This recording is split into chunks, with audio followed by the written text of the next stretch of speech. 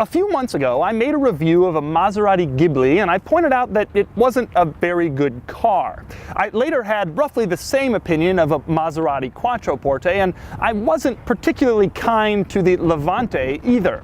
But Maserati hasn't always built crap, and this 1971 Maserati Ghibli is proof.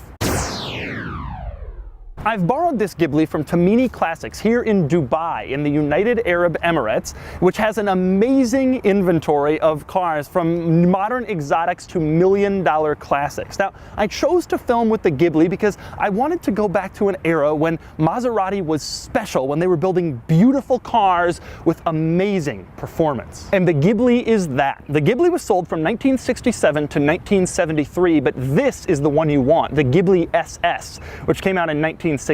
While the standard Ghibli had 300 horsepower, the SS had a larger engine, 4.9-liter V8 with 330 horsepower. And when Joe Walsh sang that famous line, "My Maserati does 185, he was probably talking about this car or its successor, the Camzen. Both were being made around that time. Fun fact though, neither of those cars actually did 185. The top speed of this car was 174 and the Camzen was about the same. In fact, it wasn't until 2004 that Maserati actually made a car that does 185. Anyway, if your experience with Maserati comes mostly from the modern models, you're probably wondering what the fuss is all about with the Maserati brand name, because frankly, Maserati isn't very good. But today, I'm going to show you why it used to be good. I'm going to show you around this car, I'm going to show you all of its quirks and features, then I'm going to get it out on the road and drive the original Ghibli, and then I'm going to give it a Doug score. And for more of my thoughts on the Ghibli experience, click the link below to go to autotrader.com/oversteer, where I've also compiled a list of some of the odd and unusual 1970s and 80s Maseratis you've probably never heard of. Now, this car has a lot of interesting and unusual quirks, as you might expect from a 60s, 70s Italian car. I'm going to start with the door panel. Now, the door handle is a little bit of a quirk in itself. It's sort of hidden. You pull it up and the door opens. That's not the coolest thing on the door panel. That honor goes to the quarter window. Now, the quarter window is the coolest thing in these older cars. You could twist it open and then you had a little airflow through the cabin. I wish someone would bring that back. The cool part about this quarter window is how it opens. You twist this little chrome dial in order to open it and close it instead of actually pushing on the window itself. It's a nice little touch. I think it's a very handsome way to open and close that window. Also interesting on the door panel, how about the little plug for where the manual window roller would have been if this car didn't have power windows? Instead of creating an entirely new door panel for the power window cars, Maserati was just like, nah, let's put a plug over it.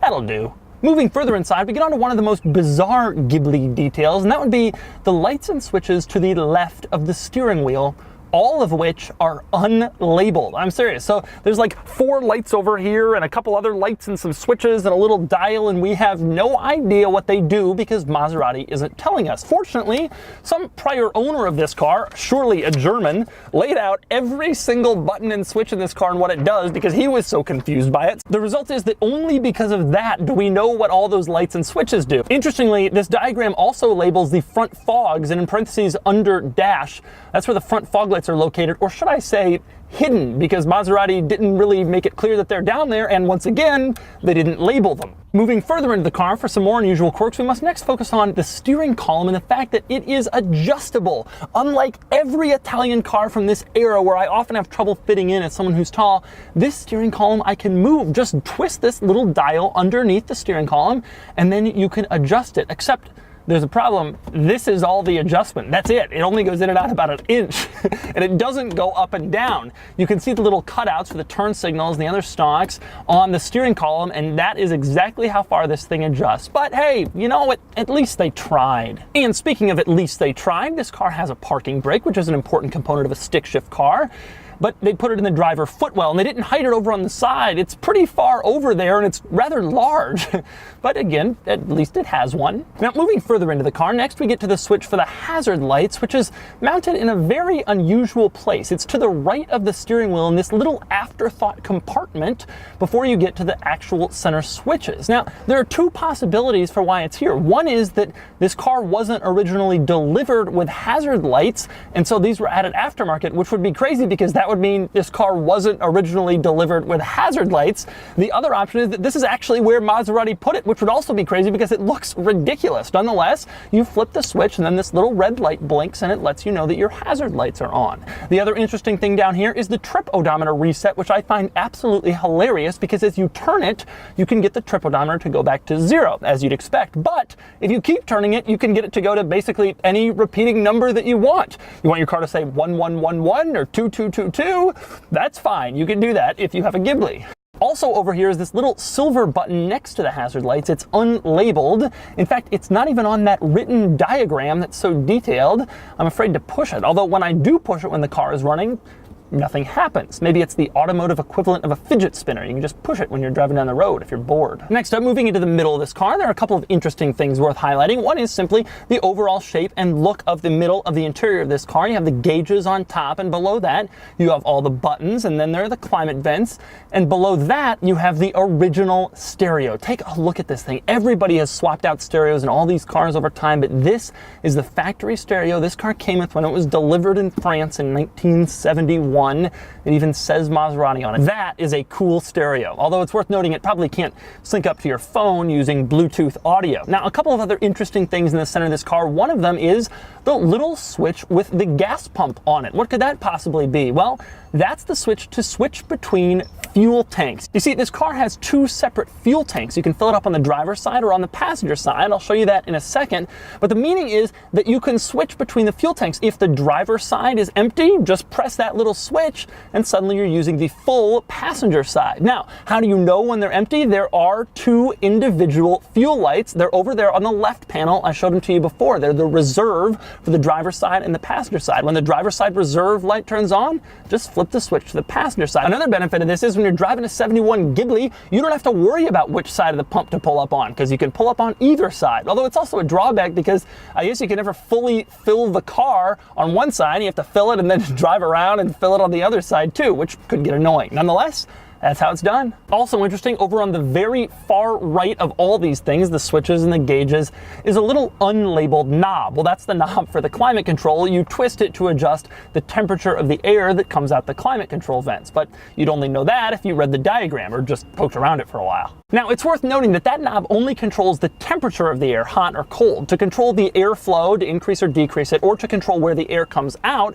it's those little switches over on the left that I showed you before, also unlabeled. Now, those are a few things that maybe Maserati has gotten wrong in this car, but there are some things they got right. For example, this car has a dimming interior mirror. I've never been in any car from this era that has that, but this one does. It's a very early dimmer, but it works. Also interesting is the fact that this car has power windows, which was pretty common on luxury cars at the time period, but it is kind of cool to see it. The window switches are in the center rather than on the doors themselves. Another interesting Ghibli feature is this little vent. There's one on the driver's side behind the driver, and there's one on the passenger side, and initially I thought they were air conditioning vents, but it turns out when you look through them, you can see the outside of the car. So maybe this is some sort of fresh air vent? I don't really know. I'm mentioning this as something the Ghibli has done right, but really it's just more something the Ghibli has done. Another good touch in the Ghibli, you can adjust the headrests, which is tremendously rare in a car from this era, especially an Italian car.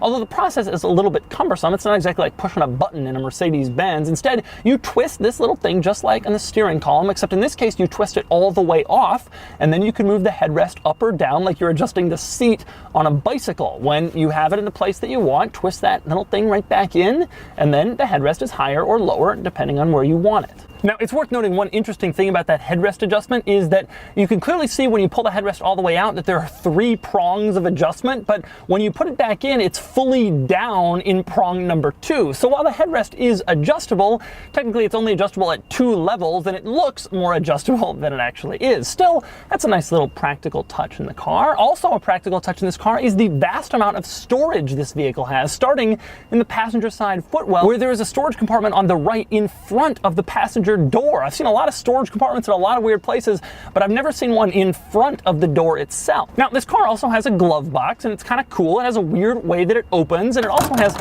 kind of an interesting shape, and when you open it, you'll find that it is actually relatively practical. Also in the middle, there's this tiny, incredibly shallow center storage area, but hey, it's there. But then we move on to the strangest storage compartment in this vehicle, and that would be behind the seats. Now this car is a two-seater, but it has a vast storage compartment back there with only one problem. It's not accessible because this car isn't a hatchback. Instead, it has a trunk.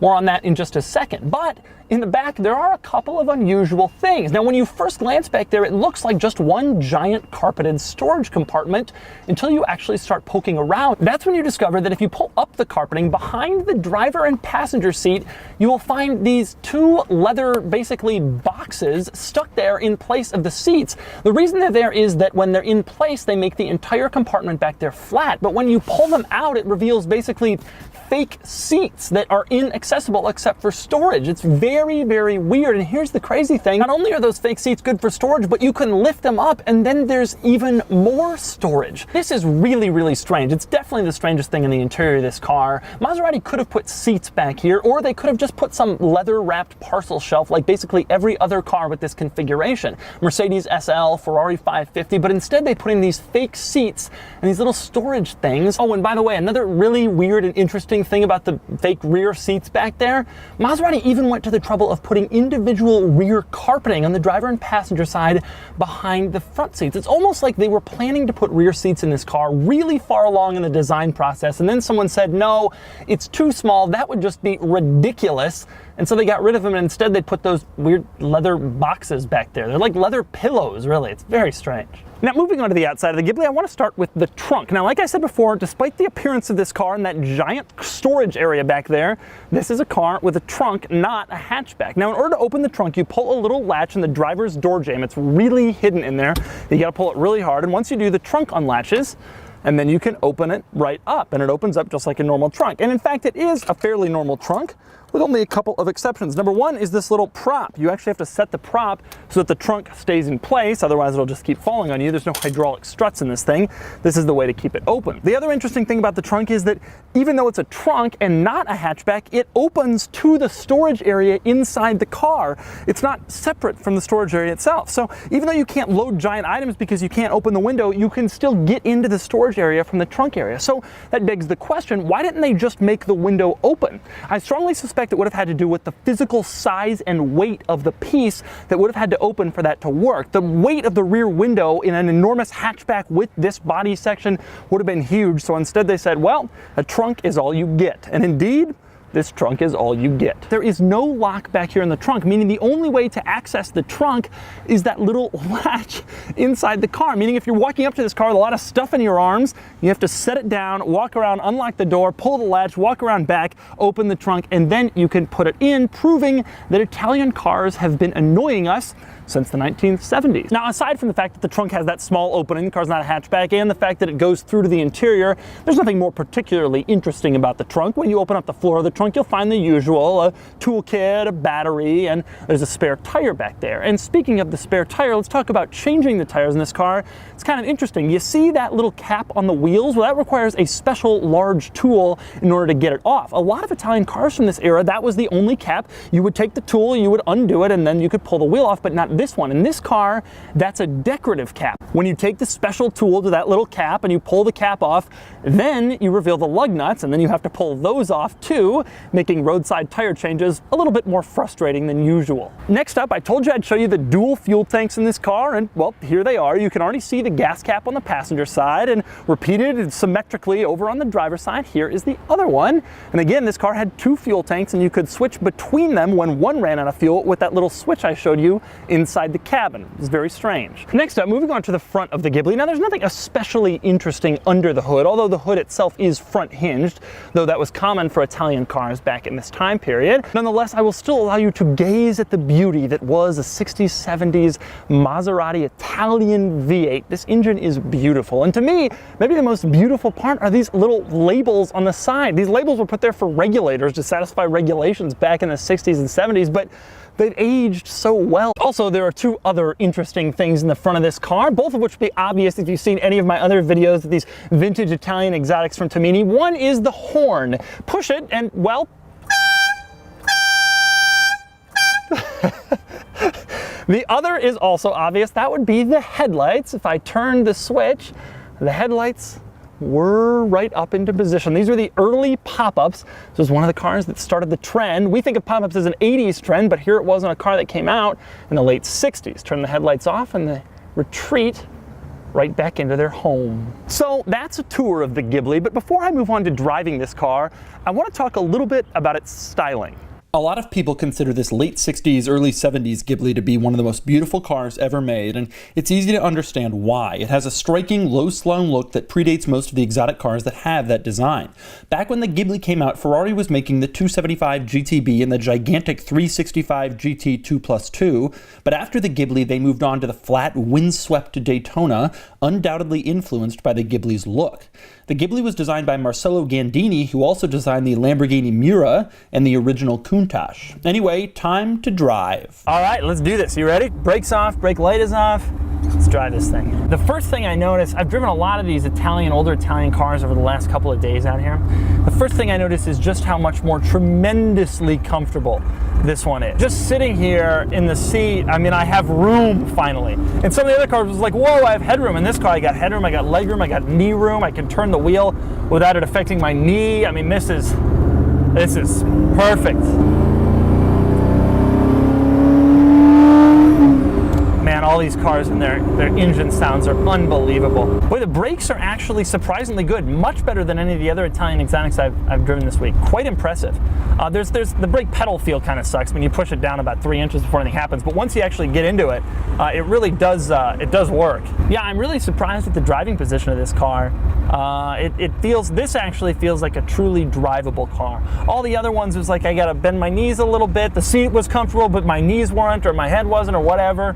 This one, I finally feel like I could just sit here. Now, at a stoplight, as we're sitting here in the stoplight, the car is shaking like crazy, and that's because we've decided to run the air conditioning and the compressor is kicked on, and it's really kind of shaking it around. I'm told when the car warms up, it gets a little bit smoother. Right now, it's actually kind of funny. It feels like we're sitting on a washing machine or something. Going over a bump here, and I don't really have to slow down. This car didn't have one of those crazy low wedge shapes like Lamborghinis, Ferraris of that era. A passenger side mirror would be nice. Man, the sound is so good. Oh, wow. Whew. That's got quite a note to it. Quite an engine note. I'm a little afraid to... Man, driving this thing through a tunnel, it really feels like the 60s come to life. I mean, this is what sports cars sounded like back then. And it feels amazing. It sounds so cool. It actually feels pretty stable. Going probably faster than I should around this corner. It's a little squirrely, it's a little vague. I mean, that's a reality of most of the cars of this era. Oh, I got myself into this one, didn't I?